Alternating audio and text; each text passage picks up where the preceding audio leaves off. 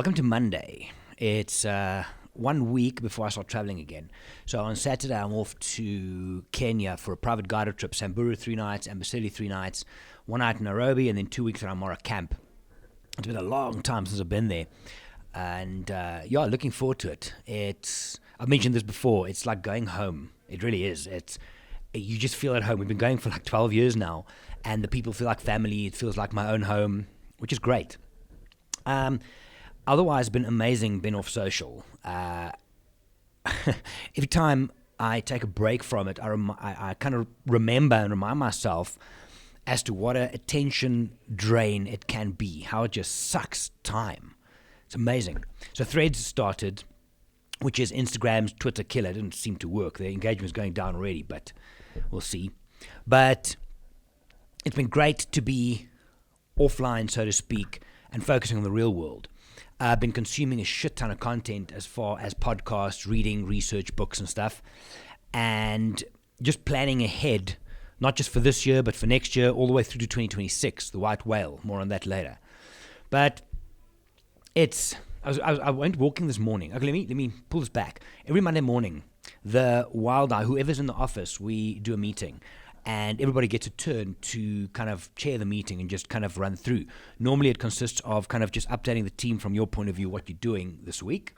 And then something else, something fun, something challenging, get to know each other out of your comfort zone, just from a team building point of view. And it's not even a formal thing, but it's beautiful. And this morning, Andrew, he was away last week. He came back and he said, okay, let's go around and let's look at gratitude and what it is that you are grateful for. Now, I remember, and I'm happy to say this, I remember a couple of years ago when you said to me, think about gratitude and stuff, you're like, man, that's all airy-fairy bullshit. But since COVID and since making a conscious decision to be better for myself, for the people around me, to kind of get the most out of life, mentally, physically, spiritually, if you will, I've done a lot of changes, and also, working with people from a coaching point of view has opened up a lot of appreciation for the basics, for the protocols that work. And it was really, really cool to go around the table and to hear what people are grateful for. There's common themes, hey? And these themes don't just echo throughout the meeting we just had. It's a universal truth. Support structures, people around you. If you look at a full approach to well-being, if you will, as a holistic being, obviously mentally, physically, one of those things is engagement with people around you. And it was amazing to see how many people said that, how many said that they're grateful for the people around them, for their husbands and wives at home, for their parents, for their husband's parents, for their wife's parents who helps out with the kids, for example. In the office, the support structures that makes it possible for each of us to do what we do. That was great. Oh, excuse me. When it came to my turn, and this is something I've been thinking about for a while, I have very specific protocols that I do every day. And I've doubled down on it again since last week. I've been kind of a little bit sick. This swine flu thing sticks. Still not 100%, but so. And the thing that I've been grateful for a long time, and over the last few weeks, it's just been reiterated. It's also because I took a break from this thing. Right, get off it, and I'm grateful for conversations that gives us perspective and context. And I've had, with my coaching clients, very real conversations. With a couple of people in the office, some very real and deep and sometimes uncomfortable conversations. This morning I met a friend for breakfast quickly, and he shared some of his personal stuff. And I'm grateful that he feels comfortable enough to share shit like that with me. And I think it opens up your mind. And Tanya also said that Tanya in the office here, is for her, is when you're overthinking and you're anxious, you can't be grateful because it's two separate parts of the brains. It really is your prefrontal cortex, which is the rational side of it, and the limbic system at the back, which fires emotionally. And when we have conversations with people, you start feeling that you're not alone. You start feeling that you have a support structure. I spoke way back about the resources that we need, that you need to have when you start being stressed and anxious and overwhelmed. You need that support structure. And it feeds itself. And like I said, I've consumed a lot of content, purposefully over the last while. Podcasts, books, blogs, audiobooks, reading, research. And a lot of it's for me personally, but that spills over into what I do with my coaching clients and even with travel clients. What's the best experience I can make for them, right? But there's this idea as well. So my morning routine now, exercise first, non-negotiable.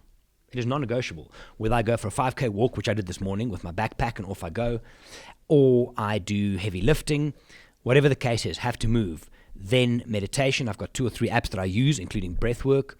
And then I do a bit of journaling. I've got 2 apps that I use for that. And then go from there. And I think in all of that, there's that gratitude where it's almost you're grateful for yourself for being stubborn enough to stick to something. But that recipe gets me going pretty well throughout the day.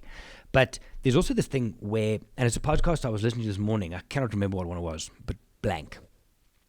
But it's the idea of if you are cynical about everything, that is what you're expecting. And we like to do these self-fulfilling prophecies where, oh no, that'll never work. Well, then it's not going to work. Oh no, I'm never going to get that. You're never going to get that. And so on and so forth. It's this cynical, you're creating this cynical world. Instead of being pragmatic about things, you become cynical and that becomes your reality. Oh, I'm so tired. I'm so this. I'm so shitty. I hate my job. And another piece of content, which I've got notes of all of this stuff. I keep notes when I go through this. But as well, 5 minutes before you go to bed, what do you remind yourself of? Do you take a few minutes and just kind of look at what you're grateful for throughout the day or what was good? Or do you go and say, thank God that day's finished. This sucked. Everything was bad. If you go to bed with that, how do you think you're going to wake up? You're feeding the subconscious information that is going to chew on throughout the night. And when you wake up at 1:38 in the morning and those demons start talking at you, those voices in the back of your head, what do you think they're going to give you? Rather than making a concerted effort to, before you go to bed, look at gratitude. I journal as well. My journal apps, I do it in the evening as well. What are you putting in? Because that's what you're going to get out. And I think we grossly underestimate the importance of the mental energy, the mental food, the mental nutrition that you put into your subconscious mind. We really, really do. It's a conscious choice. Does life suck sometimes? Yes, 100%. It's going to suck. But if you can't, and I've said to my clients when they come with certain things, I'm the eternal optimist. I will always be the silver linings guy. What can we find out of this situation that's good? If you can't do that, you need to start looking at it because you're missing so much. I wonder if I should read this to you.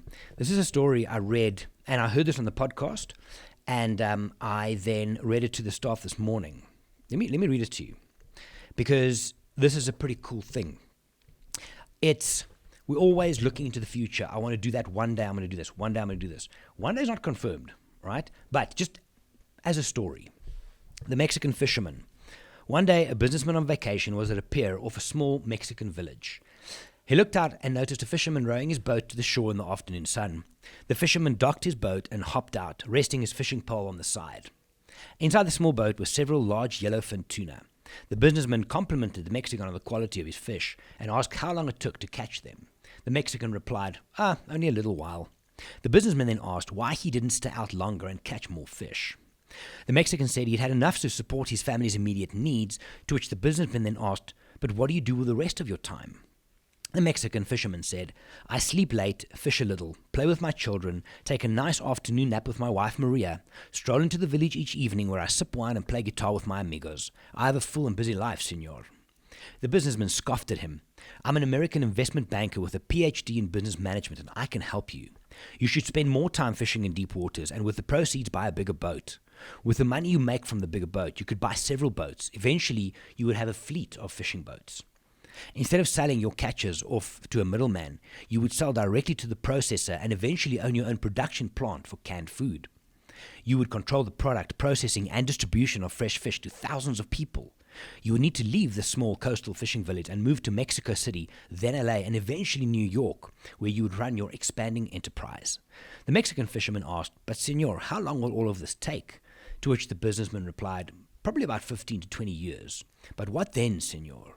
The businessman laughed and said, "That's the best part. When the time is right, you would announce an IPO and sell your company stock to the public and become very, very rich. You would make millions." "Millions, senor. Then what?" asked the Mexican. The businessman said, "Then you would retire. You would move to a small coastal fishing village where you would sleep late, fish a little, play with your kids, take a fiesta with your wife, stroll to the village in the evening where you would sip wine and play guitar with your amigos." The fisherman, still smiling, looked up and said, "Isn't that what I'm doing right now?" I think with everything going on, and I spoke to the mate of mine I had breakfast with this morning, and the world is a fucked up place sometimes, and there's a lot of negativity going around. There's a lot of heaviness, and it seems like people are just tired. But we're always looking to the future. What is that thing that I can have one day? What is that thing that I want to have when I want to be able to stroll into the village and sip wine and play guitar with my amigos? I think all of us, are missing the good things happening right now. There are good things happening right now. If you can't find them, speak to someone who can help you find them, because it's vital. This gratitude thing, it was a great start to the morning, this. Very heavy, but good conversation with my mate, and then into a gratitude session here, which is phenomenal. So that's it. I don't actually know what the theme of this talk was about, but look after yourself. Look for the things you're grateful for. Live now, I think. Anyway, I'll probably chat to you guys from Kenya. Have a few things to get sorted out this week. Yeah. It's going well. Lots on the go. Grateful for many, many, many, many things. And I'll chat to you down the line. Have a good one. Take care of yourself. Don't forget to be awesome. Bye.